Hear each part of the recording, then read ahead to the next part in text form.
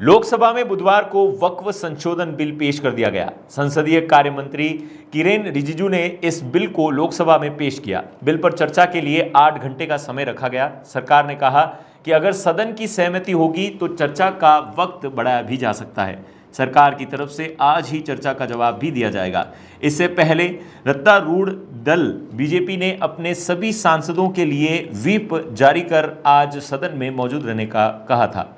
इसी तरह से टीडीपी, जेडीयू, आरएलडी ने अपने सांसदों को व्हिप जारी कर दिया। उधर वक्फ बिल का विरोध करने के लिए विपक्ष भी लामबंद है। किरेन रिजिजू ने कहा कि वक्फ का मामला धार्मिक व्यवस्था से नहीं जुड़ा है, ये प्रॉपर्टी के संरक्षण का मामला है। सरकार चाहती है कि वक्फ बोर्ड का मैनेजमेंट सुचारू तरीके से चले। जो प्रॉपर्टी रजिस्टर्ड है उसमें कोई हस्तक्षेप नहीं होगा।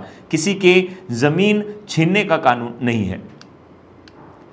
किरेन रिजिजू ने कहा कि यूपीए सरकार ने वक्फ कानून में बदलावों के जरिए इसे अन्य कानूनों से ऊपर कर दिया था, इसलिए नए संशोधनों की आवश्यकता पड़ी। किरेन रिजिजू ने कहा कि दुनिया में सबसे ज्यादा वक्फ प्रॉपर्टी भारत में है, फिर भी हमारा मुसलमान गरीब क्यों है? क्यों मुसलमान शिक्षा से वंचित है?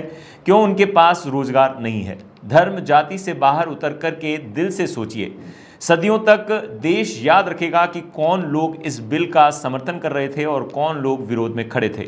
गरीब मुसलमानों के लिए वक्फ में संशोधन करना पड़ेगा। किरेन रिजिजू ने वक्फ बिल पर चर्चा के दौरान कहा कि सरकार किसी भी धर्म में हस्तक्षेप नहीं करना चाहती। हम मस्जिदों के मैनेजमेंट में दखल नहीं देना चाहते। रिजिजू ने कहा कि यह मस्जिद या धार्मिक क्रियाकलापों से जुड़ा मामला नहीं है, यह बस एक संपत्ति के मैनेजमेंट से जुड़ा विषय है। अगर कोई मुसलमान ज़कात देता है तो उसे पूछने वाले हम कौन होते हैं? हम तो बस उसके मैनेजमेंट से जुड़ी बात कर रहे हैं। इसका धार्मिक व्यवस्था से कोई लेना देना नहीं है। किरेन रिजिजू ने अपने भाषण के दौरान कुछ पुराने दस्तावेजों का उल्लेख करते हुए कहा कि संसद की बिल्डिंग पर भी वक्फ ने क्लेम किया। किरेन रिजिजू ने कहा कि हम संशोधन नहीं लाते तो जिस जगह हम बैठे हैं वह भी वक्फ की संपत्ति होती। यूपीए की सरकार होती तो पता नहीं कितनी संपत्तियां डिनोटिफाई होती। इस पर विपक्ष की तरफ से आपत्ति जताई गई। रिजिजू ने कहा कि मैं दस्तावेजों के आधार पर कर रहा हूं। यूपीए के वक्त 123 संपत्तियां वक्फ को दी गई। किरेन रिजिजू ने कहा कि हम पुराने बिल को सुधार करके ला रहे हैं तो विपक्ष को आपत्ति हो रही है। आप खुले मन से इस पर सोचिए।